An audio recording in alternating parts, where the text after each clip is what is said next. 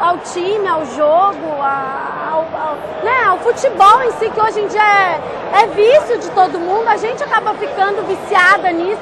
Eu acho que é uma coisa inexplicável que a gente passa a sentir a partir do momento que a gente entra aqui para torcer, seja pelo Fortaleza, ou pelo Ceará, ou por qualquer outro time. Eu acho que é uma energia forte, eu acho que é carinho mesmo, amor. Eu acho que isso aqui contagia. Eu acho que é inexplicável. Primeiro, você lida com aquilo que desmancha qualquer razão, que é a paixão, a emoção.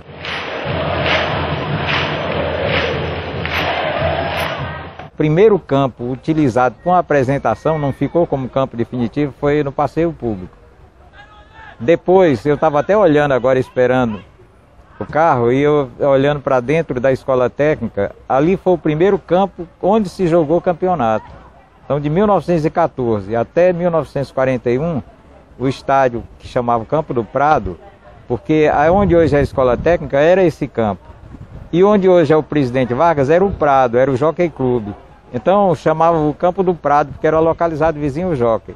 Esse campo serviu para os campeonatos de 1914 até 1941. Bem, eu estou no futebol há tempo, eu vou até contar algumas histórias, mas eu vou fazer isso. No futebol eu já vi um pai, um membro do futebol, não vou deixar da pista aqui, que convivia com a mãe e com as filhas.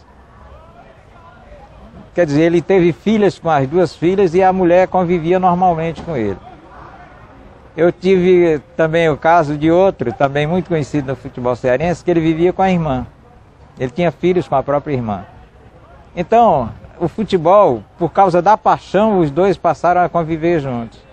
A paixão pelo futebol, porque um tinha opinião e o outro ratificava a opinião, era isso mesmo, tudinho. E depois, quando se tornaram adultos, foram morar juntos e a convivência juntos terminou transformando numa aberração de família.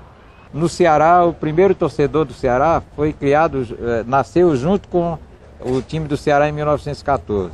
Era o seu Celso, com quem eu tive a oportunidade ainda de conviver nos finais dos anos 50. Aqui no futebol cearense, na década de 60, surgiu a Morena, que era uma torcida organizada do Ceará. Depois o Ferroviário, Fortaleza, Fortaleza criou a charanga do Gumecino, o Ferroviário tinha também a charanga coral. Aí foram os embriões das torcidas. Hoje as torcidas são enormes, né? Todos os clubes de massa têm torcidas fabulosas.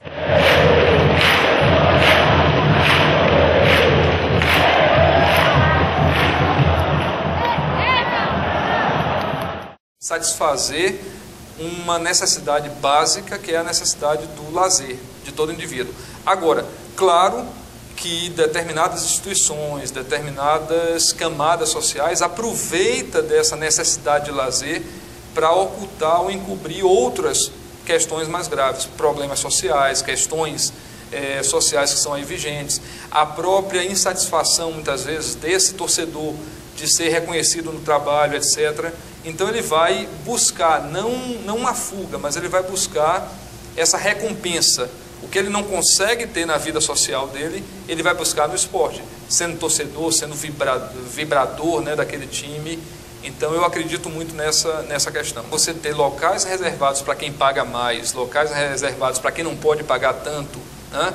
Isso na verdade reproduz esse nível de desigualdade social que o país e que os países capitalistas impõem, na verdade. Mas o mais interessante é que na hora do gol do time que você torce, não interessa em que posição você está sentado, né? O gol, o grito de gol, na verdade, ele é único, ele é uníssono. Então parece que todo mundo está gritando naquela mesma perspectiva. E aquilo faz com que essas diferenças sejam anuladas. Ou seja, é um mecanismo de manipulação. Acaba sendo um mecanismo de manipulação. Você oculta, você disfarça essa desigualdade através do prazer que é dado, né, através do futebol.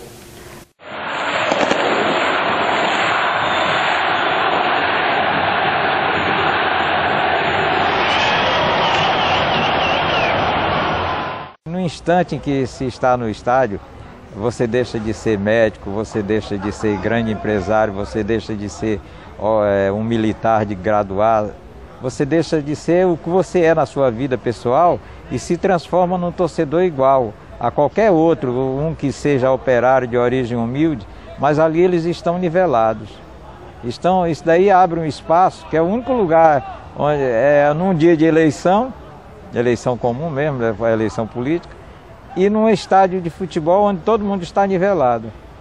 Então isso daí, até certo ponto, provoca, eticamente uma coisa bonita de se ver, embora às vezes você veja que depois dos jogos, ou antes dos jogos, ou durante, acontecem brigas entre torcedores, mas exatamente por essa fuga ao comportamento trivial. Você deixa a educação, você ali é só torcedor. Torcedor não tem profissão, não tem idade, não tem cor.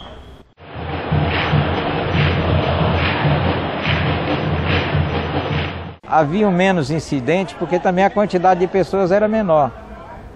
E tratava-se muito mais o futebol como uma coisa que merecesse um comportamento educado do que como um comportamento agressivo, que é estimulado pela imprensa, pelas torcidas organizadas, pelas próprias administrações dos clubes, e é também uma maneira de fazer a cobrança ao jogador.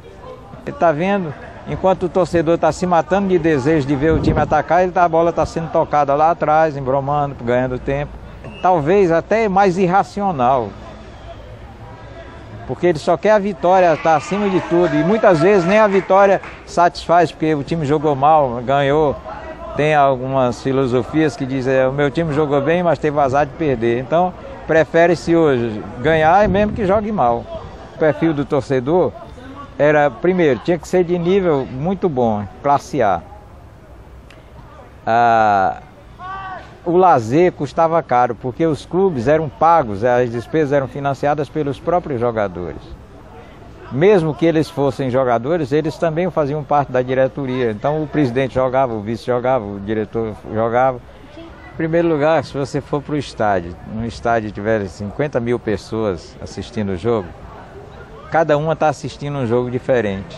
A orientação que ele tem para basear a opinião que ele vai formar depois do jogo é através dos locutores esportivos, dos repórteres. Então ele passa a dividir.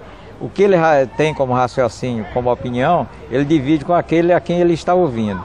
Voltou ali o Jorge Guerra. Voltou para o Simão, vem sem marcação. Grande momento no Fortaleza, vai bater de longe, bateu, carimba ali o Dezinho.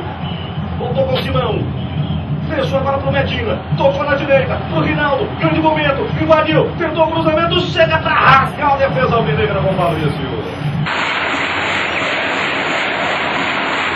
Mas na realidade, dentre os tipos de lazer, eu acho que o futebol ainda é o que congrega mais ambiente de paz, de tranquilidade, de relacionamento amigável, do que os outros tipos de lazeres que são apresentados a gente. Porque ninguém está isento, em parte nenhuma, em qualquer local que você esteja, desse tipo de ameaça permanente que é a violência, como nós estamos sendo tratados dentro do Brasil e de outros países, principalmente os da América Latina. Não, essa ameaça permanente não reduz a frequência da mulher, das famílias. Pelo contrário, tem aumentado consideravelmente e com certeza essa ainda é a melhor maneira.